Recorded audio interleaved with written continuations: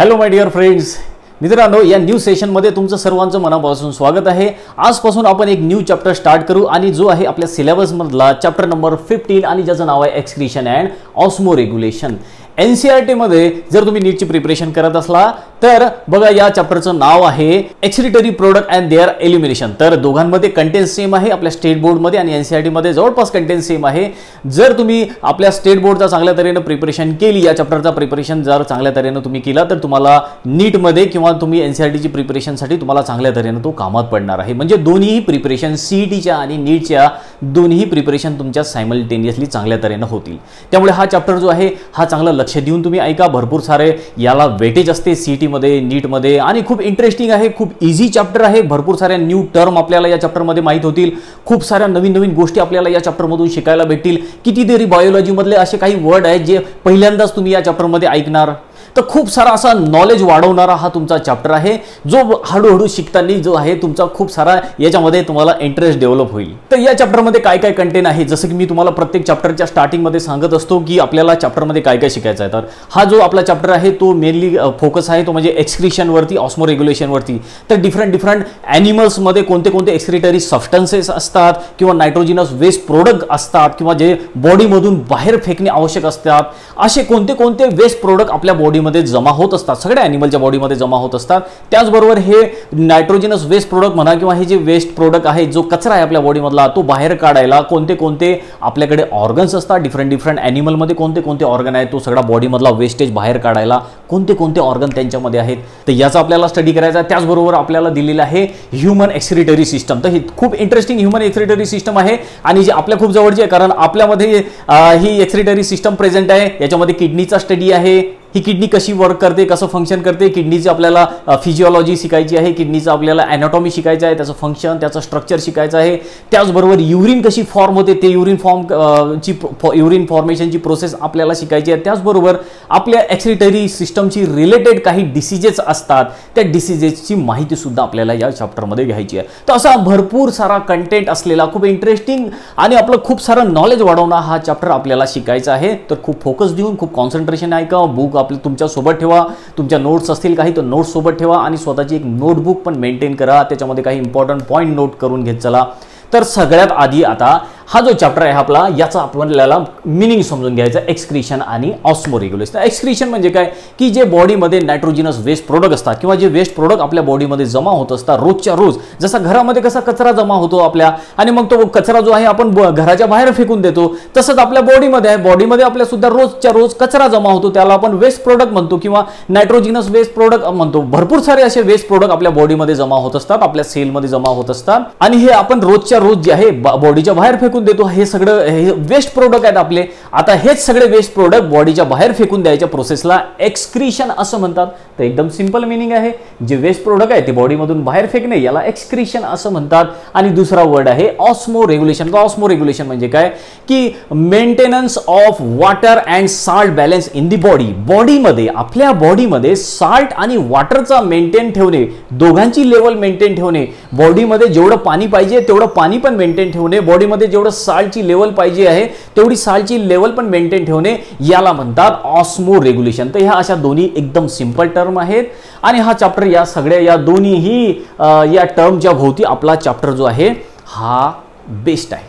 तर मी तुम्हाला सांगितलं की आपल्या बॉडीमध्ये खूप सारे वेस्ट प्रोडक्ट तयार होत असतात, नायट्रोजिनस वेस्ट प्रोडक्ट तयार होत असतात किंवा बॉडीमध्ये रोजच्या रोज खूप सारा कचरा तयार होत असतो, वेस्टेज तयार होत असते। तर हा कचरा का बरं तयार होतो आपल्या बॉडीमध्ये, कशामुळे तयार होतो हा सगळा वेस्ट प्रोडक्ट? तर आपल्या बॉडीमध्ये खूप साऱ्या अशा केमिकल रिॲक्शन चालतात, ज्याला आपण मेटाबॉलिझम असं म्हणतो। काय म्हणतो आपण? मेटाबॉलिझम। बघा, आपल्या बॉडीला काय म्हटलं, आपल्या शरीराला काय म्हटलं, आपल्या मराठी त्याला खूप सुंदर एक टर्म आहे, रसायनांचा कारखाना। आपल्या शरीराला रसायनांचा कारखाना असं म्हटलेलं आहे। पूर्ण आपली बॉडी एक केमिकल फॅक्टरी आहे, जिथं खूप साऱ्या केमिकल रिॲक्शन चालतात, खूप सारे वर्क वेगळे वेगळे आपल्या बॉडीमध्ये चालत असतात, बॉडीच्या प्रत्येक पार्टमध्ये वेगळे वेगळे कामं चालू असतात। त्या सगळ्या केमिकल रिॲक्शनला म्हणजेच बायोकेमिकल रिॲक्शनला, कारण हे जीवांमध्ये, एखाद्या सजीवामध्ये जी रिॲक्शन चालते किंवा एखाद्या लिव्हिंग ऑर्गॅनिझम मध्ये जी रिॲक्शन चालते त्याला आपण बायोकेमिकल रिॲक्शन असं म्हणतो। बघा, रिॲक्शन तर केमिस्ट्रीमध्ये आपण वर्ड वापरतो, पण जे लिव्हिंग ऑर्गॅनिझम मध्ये ज्या रिएक्शन चालतात त्यांना आपण काय वापरतो, त्यांना आपण म्हणतो बायोकेमिकल रिएक्शन. तशा भरपूर साऱ्या बायोकेमिकल रिएक्शन आपल्या बॉडीमध्ये सुरू असतात. आपण काम करत असताना, आता मी तुम्हाला शिकवत असताना, तुम्ही हा व्हिडिओ बघत असताना, अभ्यास करताना, झोपताना, सगळ्या वेळी आपल्या बॉडीमध्ये ह्या खूप केमिकल रिएक्शन सुरू असतात. आपल्याला माहित असो की नसो, खूप साऱ्या केमिकल रिएक्शन सुरू आहे आपल्या बॉडीमध्ये. आणि याच केमिकल रिएक्शनला आपण मेटाबॉलिझम असं म्हणतो.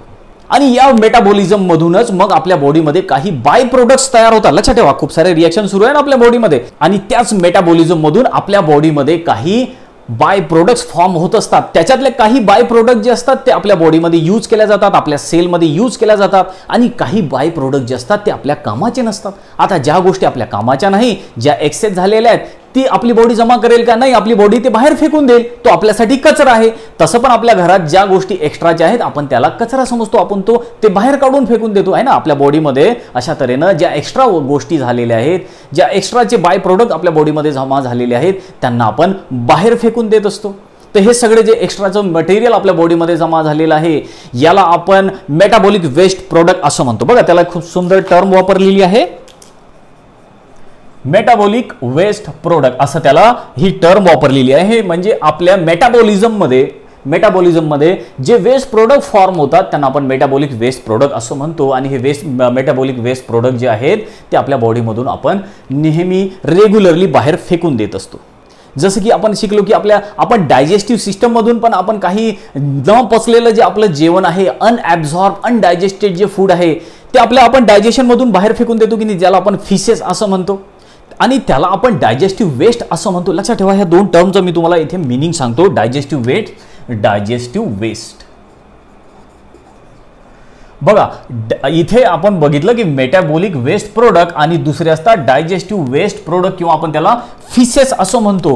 तर हे दोन्ही आपण बॉडीच्या बाहेर फेकून देतच असतो. बघा, न पचलेलं जेवण आपण रोजच्या रोज सकाळी जाऊन ते बाहेर फेकून देतो, बॉडीचा जो कचरा आहे एक्स्ट्रा, कारण त्याचं आपल्याला काहीच काम नाही आहे. तर याला आपण डायजेस्टिव्ह वेस्ट असं म्हणतो. आणि मेटाबॉलिक वेस्ट आणि डायजेस्टिव्ह वेस्टमध्ये दोघांमध्ये फरक आहे, दोघांमध्ये डिफरन्स आहे, खूप इम्पॉर्टंट डिफरन्स आहे. बिलकुल लक्षात ठेवा, बिलकुल कॉन्सन्ट्रेशन देऊन ऐका.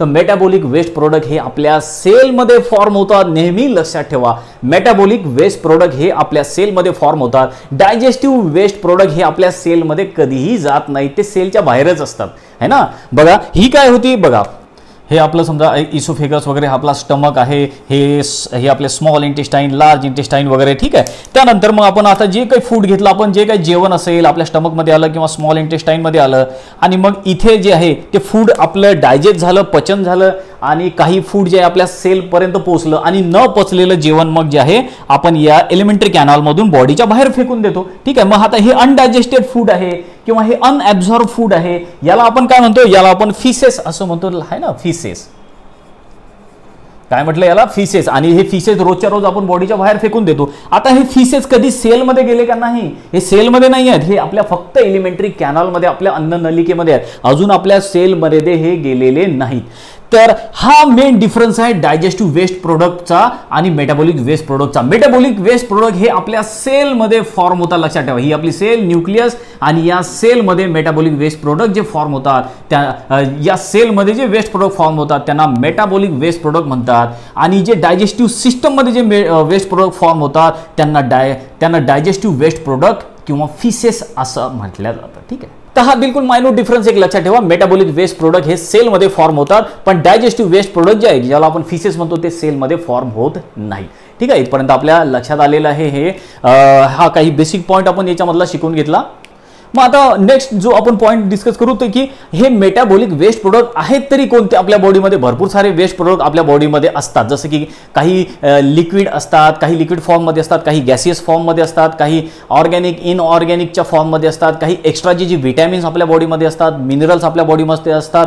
ज्या सगळ्या गोष्टी ज्या आपल्या बॉडीला एक्स्ट्रा झालेल्या आहेत त्याला आपण मेटाबॉलिक वेस्ट प्रोडक्ट असं म्हणतो. आणि हे डिफरंट फॉर्ममध्ये असतात. ह्या कधी हे मेटाबॉलिक वेस्ट प्रोडक्ट ह्या गॅसियस फॉर्ममध्ये असतील, कधी लिक्विड फॉर्ममध्ये असतील, कधी ऑर्गॅनिक इनऑर्गॅनिक सबस्टन्सेसच्या फॉर्ममध्ये असतील. लक्षात आलं का तुमच्या? वन बाय वन करू आपण हे सगळं काही समजून घेऊ. बघा, आता जे लिक्विड फॉर्म मध्ये आहे मेटाबॉलिक वेस्ट प्रोडक्ट ते कोणते आहेत, तर लिक्विड फॉर्म मध्ये आहे आपलं वॉटर. आपण वॉटर पितो, आपल्या बॉडीला जेवढ्या वॉटरची गरज आहे तेवढं वॉटर आपल्या बॉडीमध्ये यूज केल्या जाते आणि एक्स्ट्राचं वॉटरचं काय केलं जाते, एक्स्ट्राचं वॉटरचं युरिन तयार केल्या जाते आणि ती युरिन आपण किडनीमधून मग बाहेर फेकून देतो. तर हा झाला एक waste product. Metabolic waste product कोणता आहे, लिक्विडच्या फॉर्म मध्ये असलेला मेटाबॉलिक वेस्ट प्रोडक्ट तो म्हणजे वॉटर. त्याचबरोबर नंतर आहे गॅसेस. तर गॅसेस कोणते फॉर्म होतं आपल्याला माहित आहे, CO2 कार्बन डायऑक्साइड है ना. आपण ऑक्सिजन आत घेतो, तो सेलमध्ये जातो आणि सेलमध्ये मेटाबॉलिझम मध्ये आपल्या प्रत्येक सेलमध्ये, बॉडीच्या प्रत्येक सेलमध्ये कार्बन डायऑक्साइड तयार होतो आणि तो कार्बन डायऑक्साइड आपण बाहेर फेकतो. आपल्या लंग्स मधून आपण बाहेर फेकतो. काही कार्बन डायऑक्साइड आपण आपल्या एलिमेंटरी कॅनल मधून बाहेर फेकतो. काही कार्बन डायऑक्साइड जो आहे आपण आपल्या या स्किन मधून पण बाहेर फेकतो. तर अशा डिफरंट तऱ्हेनं आपण हा कार्बन डायऑक्साइड आपल्या बॉडीच्या बाहेर फेकत असतो. वॉटरचं पण तसंच, हे जे वॉटर आहे एक्स्ट्राचं आपण ते युरिन मधून पण बाहेर फेकत असतो. आपल्या श्वासोश्वासामधून पण वॉटर एक्स्ट्राचं बाहेर पडत असते. आपल्या या स्वेट, आपल्या घामामधून पण हे एक्स्ट्राचं वॉटर आपल्या बॉडीच्या बाहेर पडत असते. तर हे सगळे वेस्ट प्रोडक्ट आहेत. जर हे एक्स्ट्रा झाले तर आपली बॉडी त्याला वेगळ्या मार्गाने बॉडीच्या बाहेर फेकून देते. याला मेटाबॉलिक वेस्ट प्रोडक्ट आपण म्हणतो. बाकी अदर कोणते आहे, तर त्याच्यामध्ये आहे ऑर्गॅनिक, इनऑर्गॅनिक सबस्टन्सेस, जसं की काही साल्ट्स आहेत, काही मिनरल्स आहेत, जसं की सोडियम, कॅल्शियम, पोटॅशियम वगैरे. त्याचे पण नावं नोट करून ठेवा. तर असे हे काही साल्ट्स आहेत, जसे सोडियम, कॅल्शियम, मॅग्नेशियम वगैरे. हे असे काही एक्स्ट्राचे आपल्या बॉडीमध्ये जर साल्ट तयार झाले तर आपण ते वेगळ्या मार्गाने आपल्या बॉडीच्या बाहेर फेकून देत असतो. त्याचबरोबर काही नायट्रोजिनस वेस्ट सबस्टन्सेस पण आपल्या बॉडीमध्ये फॉर्म होतात. कोणते आहे, नायट्रोजिनस वेस्ट सबस्टन्सेस. खूप इम्पॉर्टंट आहे, लक्षात ठेवा. आता हे नायट्रोजिनस वेस्ट प्रोडक्ट आहेत तरी कोणते, तर नायट्रोजिनस वेस्ट प्रोडक्ट आहे सगळ्यात इम्पॉर्टंट आहे अमोनिया. लक्षात ठेवा, अमोनिया. हेच आपल्याला शिकायचं आहे. नायट्रोजिनस वेस्ट प्रोडक्टवरच आपला हा पूर्ण चॅप्टर फोकस आहे. ते नायट्रोजिनस वेस्ट प्रोडक्ट कोणते आहे आणि कसे आपण बॉडीमधून बाहेर फेकून देतो. तर हे इम्पॉर्टंट लक्षात ठेवा, नायट्रोजिनस वेस्ट प्रोडक्ट. तर अमोनिया आहे, त्याचबरोबर आहे urea and uric acid. Urea आहे आणि त्याचबरोबर आहे युरिक ऍसिड. आणखीन आहे क्रिएटिन आहे, क्रिएटिनिन आहे. तर हे आहेत आपले नायट्रोजिनस वेस्ट प्रोडक्ट. लक्षात ठेवा, ammonia, urea, uric acid, creatinine. हे खूप इम्पॉर्टंट नायट्रोजिनस वेस्ट प्रोडक्ट आहेत आणि हे बिलकुल तुमच्या लक्षात असू द्या, नायट्रोजिनस वेस्ट प्रोडक्ट कोणते आहेत. तर हे असे आपले मेटाबॉलिक वेस्ट प्रोडक्ट आहे जे आपल्या बॉडीमध्ये रोज तयार होत असतात. आपल्या बॉडीमध्ये ज्या केमिकल रिॲक्शन चालतात त्या केमिकल रिॲक्शन मधून बॉडीमध्ये, म्हणजेच काय, आपली बॉडी कशाची बनलेली आहे, सेलची, त्या सेलमध्ये तयार होतात हे सगळे वेस्ट प्रोडक्ट. तर हे सेलमधून हे वेस्ट प्रोडक्ट बाहेर आपण फेकून देत असतो. तर वेगळे वेस्ट प्रोडक्ट आहेत हे. त्यानंतर आता बघा, आपण जे विटॅमिन्स असतात, जसं की वॉटर सोल्युबल विटॅमिन्स आहेत. वॉटर सोल्युबल विटॅमिन्स कोणते आहेत, तर विटॅमिन बी कॉम्प्लेक्स आणि विटॅमिन सी. तर लक्षात ठेवा, बघा जे विटॅमिन्स वॉटर सोल्युबल आहे, बघा बॉडीला जर विटॅमिन पण एक्स्ट्रा झाले तर ते एक्स्ट्राचे विटॅमिन पण आपण बॉडीमधून बाहेर फेकून देत असतो. पण एक लक्षात ठेवा, विटॅमिनच्या 2 कॅटेगरीज आहेत. एक म्हणजे फॅट सोल्युबल विटॅमिन्स आणि दुसरं आहे वॉटर सोल्युबल विटॅमिन. जे फॅट सोल्युबल विटॅमिन्स असतात ते फॅटमध्ये बॉडीमध्ये स्टोअर राहतात. ठीक आहे, ते बॉडीमधून बाहेर फेकून दिल्या जात नाहीत. जेव्हा आपल्याला गरज पडेल तेव्हा मग ते फॅट सोल्युबल विटॅमिन जे आहेत ती यूज केल्या जातात. फॅट सोल्युबल विटॅमिन कोणते आहेत, तर विटॅमिन ए, डी, ई, के यांना फॅट सोल्युबल विटॅमिन असं म्हटलं जातं आणि ते बॉडीमध्ये आपल्या स्टोअर राहतात, फॅटमध्ये स्टोअर राहतात. त्यामुळे ते बॉडीमधून बाहेर फेकून दिल्या जात नाही. जर समजा ते एक्स्ट्रा झाले फॅट सोल्युबल विटॅमिन तर ते आपल्या बॉडीमध्ये स्टोअर राहतात, ते बॉडीमधून बाहेर फेकून दिल्या जात नाही. पण वॉटर सोल्युबल दुसरा जो ग्रुप आहे तो आहे वॉटर सोल्युबल विटॅमिनचा. वॉटर सोल्युबल जे विटॅमिन्स आहेत ते वॉटरमध्ये डिझॉल्व्ह होतात. त्यामुळे काय आहे की ते आपल्या लघवीमधून आपली बॉडी त्यांना बाहेर फेकून देते. हे आपल्या बॉडीमध्ये स्टोअर होत नाही. हे वॉटर सोल्युबल आहे, त्यामुळे वॉटरमध्ये डिझॉल्व्ह होतात आणि आपली बॉडी जी आहे ते वेगळ्या मार्गातून यांना बॉडीमधून बाहेर फेकून देत असते. तर अशा तऱ्हेनं आपली बॉडी जी आहे ती अशा वेगळ्या फॉर्ममध्ये वेगळे सबस्टन्स बॉडीच्या बाहेर फेकून देत असते. बघा आतापर्यंत काय पाहिलं आपण की आपल्या बॉडीने काय केलं, वॉटर जे एक्स्ट्राचं झालं ते बॉडीमधून बाहेर फेकून दिलं. त्याचबरोबर कार्बन डायऑक्साइड हा पण एक मेटाबॉलिक प्रोडक्ट आहे, हा पण आपण बाहेर बॉडीच्या फेकून दिला. त्याचबरोबर काही ऑर्गॅनिक, इनऑर्गॅनिक काही सबस्टन्सेस असतील, काही मिनरल साल्ट्स असतील जसं की सोडियम, कॅल्शियम, मॅग्नेशियम वगैरे, हे मिनरल साल्ट एक्स्ट्रा झाले तर आपण हे बॉडीमधून बाहेर फेकून देत असतो. त्याचबरोबर काही नायट्रोजन वेस्ट सबस्टन्सेस आहेत जसं की अमोनिया, युरिया, युरिक ऍसिड आहे. त्याचबरोबर क्रिएटिनिन आहे. त्यानंतर विटॅमिन्स जर जास्त झाले ते पण बॉडीच्या बाहेर फेकून दिल्या जातात. कोणते विटॅमिन्स, जसे की वॉटर सोल्युबल विटॅमिन. कोणते आहे water soluble vitamin, vitamin B complex and vitamin C. हे वॉटर सोल्युबल विटॅमिन्स आहेत आणि हे पाण्यामध्ये डिझॉल्व्ह होतात आणि आपली बॉडी यांना बाहेर फेकून देते, लक्षात ठेवा. त्यानंतर बघा आणखी बाईल पिगमेंट्स. बघा बाईल पिगमेंट्स, लक्षात ठेवा बाईल पिगमेंट्स. तर आपण शिकलेले आहे बाईल पिगमेंट्स म्हणजे काय. बघा डायजेशन अँड ॲब्झॉर्प्शन किंवा ह्युमन न्यूट्रिशन नावाचा जो आपला चॅप्टर होता त्याच्यामध्ये आपण शिकलो की बाईल पिगमेंट्स कसे फॉर्म होतात. तर जे हिमोग्लोबिन असते आपल्या बॉडीमधलं ते हिमोग्लोबिन ब्रेक झालं, तुटलं की त्याच्यापासून बिलिरुबिन बिलिवर्डिन हे बाईल पिगमेंट्स फॉर्म होतात, है ना. आपण शिकलो कोणतं आहे मेन जे बाईल पिगमेंट जे बॉडीमधून बाहेर फेकल्या जाते ती आहे बिलिरुबिन. तर हे जे बिलिरुबिन आहे जे की आपल्या हिमोग्लोबिन ब्रेक झालं की त्या हिमोग्लोबिनच्या तुटण्यामुळे ब्रेक झाल्यामुळे हे बिलिरुबिन तयार होते आणि हे बिलिरुबिन जे आहे बाईल ज्यूस मधून, कुठून बाईल ज्यूस जो लिव्हर मध्ये तयार होतो त्या बाईल ज्यूस मधून हे बिलिरुबिन बॉडीच्या बाहेर फेकून दिल्या जाते.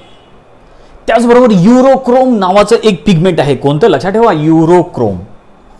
युरोक्रोम नावाचं पिगमेंट सुद्धा बॉडीमधून आपल्या लघवीमधून आपण याला बाहेर फेकून देत असतो. बिलिरुबिनला आपण आपल्या फिसेस मधून बाहेर फेकून देत असतो कारण बिलिरुबिन कुठे प्रेझेंट असते बाईलमध्ये आणि बाईल कुठे जाऊन मिक्स होऊन जातो आपल्या जेवणामध्ये. मग जेवण न पचलेलं आपण त्याचं फिसेस बनते, है ना, आपलं वेस्ट प्रोडक्ट ज्याला आपण विष्टा म्हणतो त्या विष्टामधून आपण हा बिलिरुबिन बाहेर फेकून देत असतो. बिलिरुबिन तुम्हाला माहिती आहे ना हे आपल्या फिसेसला कलर द्यायचं काम करतात, बिलिरुबिन बिलिवर्डिन. तर हे बिलिरुबिन जे आहे आपल्या आपण डायजेस्टिव्ह वेस्ट मधून बाहेर फेकून देत असतो. तसं युरोक्रोम जे आहे हे लघवीमधून आपण बाहेर फेकून देत असतो. आपल्या लघवीचा जो एक विशिष्ट येलोइश कलर आहे ना, लघवी आपली थोडी येलोइश कलरची असते, ते कशामुळे असते तर या पिगमेंटमुळे. काय नाव आहे त्याचं युरोक्रोम नावाचं हे पिगमेंट. तर हे पिगमेंट पण आपण बॉडीच्या बाहेर फेकून देत असतो. लक्षात ठेवा किती सगळ्या गोष्टी आपल्या बॉडीच्या बाहेर चालल्या जातात, ह्या एक्स्ट्रा झाल्या की आपण त्याला बाहेर फेकून देत असतो. त्याचबरोबर जर काही आपण फूड खाल्लं आणि त्याच्यामध्ये काही कलर पिगमेंट असले, जसं आपण बीट वगैरे खातो त्या बीटमध्ये बीटरूटचं जे पिगमेंट असते, बीट माहिती आहे ना आपल्याला, आपण मार्केटमध्ये जे बाजारात आपण भाजीपाला घ्यायला गेलो की बीट आणतो घरी, मग ते एकदम लाल भडक असते. डॉक्टर लोक सांगतात तुम्हाला हिमोग्लोबिन कमी आहे मग तुम्ही बीट खा. मग त्या बीटमध्ये लाल लाल असते, हात जरी तुम्ही असा त्याला लावला तर हात लाल होऊन जातो. तर ते असं ते जे पिगमेंट आहे तुम्ही बीट खाल्लं की मग जे पिगमेंट आहे लाल कलरचं ते पण आपण बॉडीच्या बाहेर फेकून देत असतो, हे लक्षात ठेवा. त्याचबरोबर बघा आपण काही स्पाइसेस खातो आहे ना, जसं की मसालेदार खात असतो आपण, त्याच्यामध्ये कशाचा यूज करतो आपण ओनियन गार्लिक याचा यूज करतो ना स्पाइसेस. काही मसालेदार खातो आणि त्या स्पाइसेसमध्ये आपण जनरली कशाचा यूज करतो ओनियन कांदा असेल, त्याचबरोबर असेल गार्लिक, ठीक आहे, लसूण गार्लिक. तर हे सबस्टन्स आपण खातो स्पाइसेस म्हणून, रोजच्या रोज सगळे जण खात असतात जवळपास. तर आता हे या सबस्टन्सेसमध्ये काय आहे, या स्पाइसेस किंवा ओनियन गार्लिकमध्ये काय, तर याच्यामध्ये होलॅटाईल सबस्टन्सेस आहेत. काय आहेत होलॅटाईल सबस्टन्सेस. तर लक्षात ठेवा यांना आपण काय म्हणतो होलॅटाईल सबस्टन्सेस. काही होलॅटाईल सबस्टन्सेस प्रेझेंट असतात या मसाल्यांमध्ये आणि हे होलॅटाईल सबस्टन्सेस मग आपल्या स्किनमधून म्हणा, आपल्या लघवीमधून म्हणा किंवा मग आपल्या लंग्समधून आपण वेगळ्या वेगळ्या प्रकारे हे होलॅटाईल सबस्टन्सेस बॉडीमधून बाहेर फेकून देत असतो. तर हे होलॅटाईल सबस्टन्सेस कुठे आहेत मसाल्यांमध्ये आहेत. ओनियन गार्लिक हे जे काही मसाले खातो आपण यांच्यामध्ये असतात. त्याचबरोबर आणखीन एक लक्षात ठेवा की आपण जे औषधं घेतो, जे ड्रग्स घेतो आपण आहे ना, ड्रग्स म्हणजे काय, ड्रग्स म्हणजे ते ड्रग्स नाही, नशा नाही, ड्रग्स औषधाला मेडिसिन जे आपण घेतो त्या मेडिसिनमध्ये मग ते मेडिसिनचा एक कुठेतरी त्या मेडिसिनला थांबावं लागतं. त्याचे जो ॲक्शन असतो त्या मेडिसिनची ती कुठेतरी थांबावं लागते. काही 7-8 तास झाले की त्या मेडिसिनची ॲक्शन थांबते. कुठे थांबते तर ती मेडिसिनची ॲक्शन आपल्या थांबते म्हणजे लिव्हरमध्ये. जे काय मग एक्स्ट्राचं आपलं मेडिसिन आहे, जो एक्स्ट्राचा ड्रग आहे त्याला पण आपल्या बॉडीच्या बाहेर फेकून देत असतो. तर अशा तऱ्हेनं हे जे वेगळ्या वेगळ्या तऱ्हेचे आपण औषध वगैरे घेतो हे सुद्धा आपल्या बॉडीमधून बाहेर फेकून दिल्या जातात. लक्षात ठेवा ड्रग्स पण त्याच्यामध्ये नोट्स करून ठेवा. ड्रग्स म्हणजे इथे मेडिसिन. तर हे सगळे आपले वेगळ्या वेगळ्या टाईपचे नायट्रोजिनस हे सगळे आपले मेटाबॉलिक वेस्ट प्रोडक्ट आहेत. लक्षात ठेवा एवढ्या सगळ्या वेगळ्या वेगळ्या फॉर्ममध्ये मेटाबॉलिक प्रोडक्ट आपल्या बॉडीमध्ये फॉर्म होत असतात आणि आपली बॉडी या सगळ्यांना बाहेर फेकून देते. कारण हे वेस्ट प्रोडक्ट आहे, हे बॉडीमध्ये आपल्याला साचवता येत नाही. जर जास्त वेळ हे साचून राहिले तर मग आपल्याला सेलला त्याच्यापासून नुकसान होते. आपली बॉडी काम करू शकणार नाही. हे जर वेस्ट प्रोडक्ट जर आपल्या बॉडीमध्ये जमा राहिले तर आपल्या घरातच पहा, जर कचरा जमा झाला तर काय होईल, आपण कचरा जमा होऊ देतो का नाही, घर अस्वच्छ दिसेल आपलं. तसंच हे सगळं वेस्ट प्रोडक्ट आपल्या बॉडीमधले, यामुळे आपल्या नॉर्मल बॉडीच्या फंक्शनिंगमध्ये अडथळा येतो. हे सगळे वेस्ट प्रोडक्ट आपल्या बॉडीच्या रोजच्या रोज बाहेर फेकून देणे आवश्यक आहेत. तर अशा वेगळ्या वेगळ्या फॉर्ममध्ये आपली बॉडी या वेस्ट प्रोडक्टला बाहेर फेकून देत असते, ज्याला आपण मेटाबॉलिक वेस्ट प्रोडक्ट असं म्हणत असतो. तर हे सगळे मेटाबॉलिक वेस्ट प्रोडक्ट आहेत. लक्षात ठेवा याची माहिती आपल्या बुकमध्ये चांगल्या तऱ्हेने दिलेली आहे आणि इथे तुम्ही मला असं वाटते की तुम्ही बेटर आता इथे समजलेले आहे मेटाबॉलिक वेस्ट प्रोडक्ट कोणते कोणते आहेत.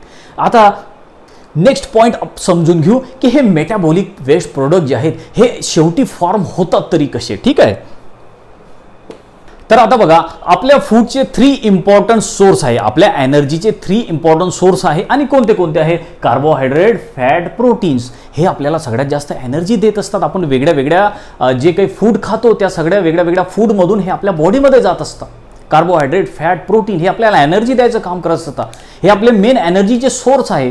पण आता याच्यामध्ये एक डिफरन्स तुम्ही लक्षात ठेवा की आपली बॉडी काय करते, जेव्हा आपण एक्स्ट्राचं कार्बोहायड्रेट खाणार, जेव्हा एक्स्ट्राचं आपण फॅट खाणार आहे ना, कधी कधी आपण एक्स्ट्रा पण खातो, कारण नसताना पण आपण खातो. मग अशा वेळी जास्तचं कार्बोहायड्रेट आपल्या बॉडीमध्ये जाते, एक्स्ट्राचं फॅट आपल्या बॉडीमध्ये जाते, तेव्हा मग आपली बॉडी एक्स्ट्राच्या कार्बोहायड्रेट आणि फॅटला स्टोअर करून ठेवते. काय करून ठेवते? स्टोअर.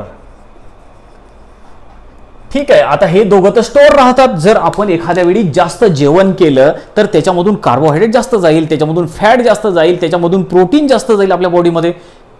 मग आपली बॉडी काय करेल, या जास्तीच्या कार्बोहायड्रेट आणि फॅटला स्टोअर करून ठेवते, मग जेणेकरून जेव्हा गरज पडेल तेव्हा याचा यूज केला जाईल. पण प्रोटीनचं तसं नाही, आपली बॉडी प्रोटीनला स्टोअर करू शकत नाही. जेव्हा आपण प्रोटीन खातो तेव्हा जेवढं प्रोटीन आपल्या बॉडीला आवश्यक आहे तेवढं प्रोटीन आपली बॉडी वापरते, त्याचा यूज करते त्या प्रोटीनचा. म्हणजे प्रोटीन म्हणजेच काय, अमिनो ऍसिडचा यूज करते.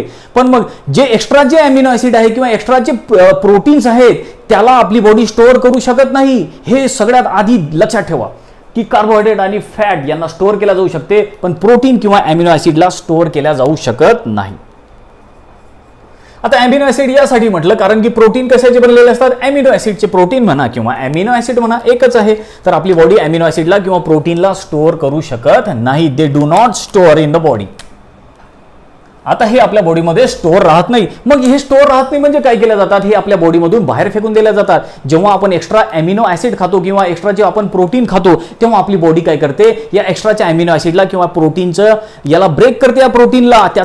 त्या प्रोसेसला डी अमायनेशन असं म्हटलं जातं. लक्षात ठेवा, खूप इम्पॉर्टंट टर्म आहे. काय म्हटलं जातं इथे, डी अमायनेशन म्हणजे काय, तर बिल्कुल सिंपल टर्म आहे डी अमायनेशन. डी अमायनेशन म्हणजे काय, ब्रेक डाउन ऑफ प्रोटीन्स और amino acid is called deamination. बघा बऱ्याचदा विचारला जातो किंवा बऱ्याचदा ही टर्म यूज होते आपल्या बायोलॉजीमध्ये. तर नेहमी लक्षात ठेवायचं डी अमायनेशन म्हणजे काय, जे प्रोटीन्स असतील म्हणजे जे अमिनो ऍसिड्स असतील ते अमिनो ऍसिड ब्रेक होणे, त्याच प्रोसेसला डी अमायनेशन असं म्हटलं जातं. मग आता जेव्हा अमिनो ऍसिड हे ब्रेक होतात किंवा जेव्हा प्रोटीन ब्रेक होतात तेव्हा काय होतं, तर जेव्हा अमिनो ऍसिड हे ब्रेक होतात तेव्हा या अमिनो ऍसिड मधून अमिनो ग्रुप हा सेपरेट होऊन जातो. कोणता ग्रुप, अमिनो ग्रुप सेपरेट होऊन जातो. जर अमिनो ऍसिड मधून अमिनो ग्रुप जर सेपरेट झाला तर याच्यापासून फॉर्म होतो अमोनिया.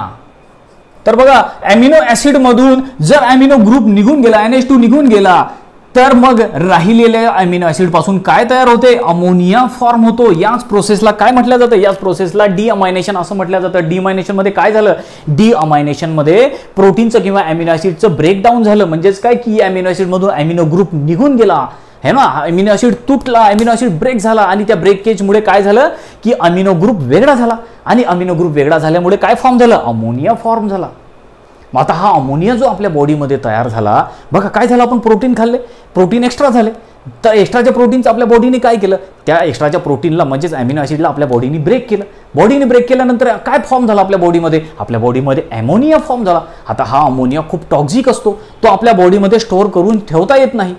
तो जास्त वेळ जर आपल्या बॉडीमध्ये राहिला तर आपल्या सेल ज्या आहेत त्या मरायला लागतात, त्या डेड होतात आपल्या बॉडीच्या सेल. अमोनिया एवढा घातक आहे, एवढा टॉक्सिक आहे. मग आपली बॉडी काय करते, एक तर या अमोनियाला, आपलीच बॉडी नाही बाकीच्याही ॲनिमलमध्ये हा अमोनिया फॉर्म होतो अशाच तऱ्हेनं, तर मग बाकीचे ॲनिमल काय करतात, एक तर या अमोनियाला तशाच बाहेर फेकून देणं आवश्यक आहे कारण हा घातक आहे. या अमोनियाला बाहेर फेकून देतात, एकतर मग आपली बॉडी या अमोनियाला वेगळ्या वेगळ्या फॉर्ममध्ये कन्व्हर्ट करून टाकते. पहा काय तयार झालं, अमोनिया, आणि अमोनिया घातक आहे, तो बॉडीच्या बाहेर फेकून देणं आवश्यक आहे. तर काही ॲनिमल अमोनियाला जसंच तसं बॉडीच्या बाहेर फेकून देतात, अमोनियाच्याच फॉर्ममध्ये बॉडीच्या बाहेर फेकतात. आणि काही ॲनिमल काय करतात, या अमोनियाला युरिया किंवा युरिक ऍसिडमध्ये कन्व्हर्ट करून टाकतात. कशामध्ये कन्वर्ट करतात, युरिया किंवा युरिक ऍसिडमध्ये कन्वर्ट करतात. खूप सिंपल मेकॅनिझम आहे, एकदम इझी मेकॅनिझम आहे. सगळेजण प्रोटीन खातात, सगळ्यांना एनर्जी आवश्यक आहे, सगळेजण एनर्जीसाठी प्रोटीन खातात. आता हे प्रोटीन जर जास्त झाले तर प्रत्येक ॲनिमलची बॉडी काय करेल, त्या प्रोटीनला ब्रेक करेल, त्या प्रोटीनला तोडून टाकेल आणि प्रोटीनला ब्रेक केलं, त्या प्रोसेसला आपण डिअमायनेशन म्हणतो. प्रोटीनच्या ब्रेकडाऊनमध्ये म्हणजेच अॅमिनो ॲसिडच्या ब्रेकडाऊनमुळे काय झालं की अॅमिनो ग्रुप वेगळा झाला आणि काय तयार झालं, एक घातक सबस्टन्स, एक टॉक्सिक सबस्टन्स आपल्या बॉडीमध्ये तयार झाला आणि त्या सबस्टन्सचं नाव काय, अमोनिया. आता अमोनिया जास्त स्टोअर जर झाला बॉडीमध्ये तर तो आपल्या सेलला मारू शकतो, आपल्या सेल डेड होऊ शकतात त्याच्यापासून. आपल्या सेलसाठी हा अमोनिया टॉक्सिक आहे, म्हणून या अमोनियाला लवकरात लवकर बॉडीच्या बाहेर फेकून देणं आवश्यक आहे. आणि बरेचसे ॲनिमल जे आहेत या अमोनियाला ताबडतोब बॉडीच्या बाहेर फेकतात, डायरेक्ट अमोनियाच्याच फॉर्ममध्ये बॉडीच्या बाहेर फेकतात. आणि काही काही ॲनिमल असे असतात की या अमोनियाला डायरेक्ट अमोनियाच्या फॉर्ममध्ये बाहेर फेकू शकत नाही. मग ते ॲनिमल काय करतात, या अमोनियाला आधी युरियामध्ये कन्व्हर्ट करतात आणि मग युरियाला बाहेर फेकून देतात. है ना, अमोनियाचा काय झाला, युरिया झाला, युरियाला बाहेर फेकून देतात. काही काही ॲनिमल काय करतात, या अमोनियाला युरिक ॲसिडमध्ये कन्व्हर्ट करून टाकतात. तर अशा तऱ्हेनं हे डिअमायनेशनची प्रोसेस आपल्या बॉडीमध्ये सुरू असते. आता बघा, याला नायट्रोजिनस वेस्ट प्रोडक्ट असं म्हटलं जातं. काय म्हटलं जातं, या सगळ्यांना अमोनिया असो, युरिया असो, युरिक ॲसिड, हे यांना नायट्रोजिनस वेस्ट प्रोडक्ट असं म्हटलं जातं किंवा नायट्रोजिनस वेस्ट सबस्टन्सेस असं म्हटलं जातं. Nitrogenous waste product. आता या नायट्रोजिनस वेस्ट प्रोडक्टच्या अकॉर्डिंग ॲनिमलचे डिफरंट ग्रुप तयार झालेले आहेत आणि असे 5 ग्रुप्स आहेत. त्याच्यामधले 3 मेजर आहेत आणि 2 जे आहे मायनर ग्रुप्स आहेत. तर कशाच्या अकॉर्डिंग फॉर्म झालेले आहेत हे ग्रुप ॲनिमलचे, नायट्रोजिनस वेस्ट प्रोडक्टच्या. म्हणजे काहीमध्ये अमोनिया असेल, काहींमध्ये युरिया असेल, काहींमध्ये युरिक ॲसिड असेल. काही ॲनिमल जे आहेत ते अमोनियाला बॉडीच्या बाहेर फेकून देतील, काही ॲनिमल जे आहेत ते युरियाला बॉडीच्या बाहेर फेकून देतील. जसं की आपण अमोनियाला बॉडीच्या बाहेर फेकून देऊ शकत नाही, कारण अमोनियाला फेकायला खूप सारं पाणी लागते आणि भरपूर सारं वॉटर काय आपल्या बॉडीमध्ये नाही. म्हणून आपण काय करतो, या अमोनियाला युरियामध्ये कन्व्हर्ट करतो. तर आपण मेनली आपल्या बॉडीच्या बाहेर काय फेकतो, युरिया. काही ॲनिमलमध्ये तेवढं पण पाणी नसते, तर ते काय करतात, या अमोनियाला युरिक ॲसिडमध्ये कन्व्हर्ट करून टाकतात. तर मग ते काय बॉडीच्या बाहेर फेकतात, अमोनियाला कसं बॉडीच्या बाहेर फेकतात, ते अमोनियाला युरिक ॲसिडच्या फॉर्ममध्ये बॉडीच्या बाहेर फेकतात. तर अशा तऱ्हेनं हे ॲनिमल कोणत्या नायट्रोजिनस वेस्ट सबस्टन्सला बॉडीच्या बाहेर फेकतात त्याच्या अकॉर्डिंग ॲनिमलचे 5 ग्रुप तयार झालेले आहेत. त्याच्यातले तुम्हाला सांगितलं 3 मेन आहे आणि 2 जे आहेत ते मायनर ग्रुप आहेत. मेजर 3 आहेत. तर कोणते कोणते मी तुम्हाला नोट करून देतो एकदा. तर अशा तऱ्हेने हे 5 ग्रुप फॉर्म झालेले आहे according to nitrogenous waste product. तर हे ॲनिमल कोणता नायट्रोजिनस वेस्ट बॉडीच्या बाहेर फेकतात, ते अमोनिया बॉडीच्या बाहेर फेकतात की ते बॉडीच्या बाहेर युरिया बॉडीच्या बाहेर फेकतात की ते बॉडीच्या बाहेर युरिक ॲसिड फेकतात, त्याच्या अकॉर्डिंग 5 ग्रुप फॉर्म झालेले आहेत ॲनिमलचे. आणि ते 5 ग्रुप कोणते आहेत, अमोनोटेलिझम, युरिओटेलिझम, युरिकोटेलिझम, अमायनोटेलिझम आणि लास्ट मधला ग्वानोटेलिझम. तर मी तुम्हाला आधीच सांगितलं याच्यामधले हे 3 जे आहे हे मेजर ग्रुप आहेत. कोणते मेजर ग्रुप आहे आणि हे जे आहेत हे 2 हे मायनर ग्रुप आहेत, म्हणजे छोटे ग्रुप आहेत. ठीक आहे. तर याच्यामधले हे 3 इम्पॉर्टंट ग्रुप आहेत. तर आपल्याला याच्यामध्ये डिटेल शिकायचं या 3 बद्दल. तर या 2 बद्दल एवढी जास्त माहिती दिलेली नाही, फक्त थोडंसं इंट्रोडक्शन मी तुम्हाला याच्याबद्दल सांगेल. तर या 3 बद्दल आपल्याला डिटेलमध्ये शिकायचं आहे. तर हे 3 ग्रुप कसे फॉर्म झालेले आहेत किंवा हे सगळेच ग्रुप कसे फॉर्म झालेले आहेत हे आपण स्टेप बाय स्टेप जे आहे हे नेक्स्ट लेक्चरपासून याच्याबद्दल आपण डिस्कस करू किंवा याच्याबद्दल आपण शिकू.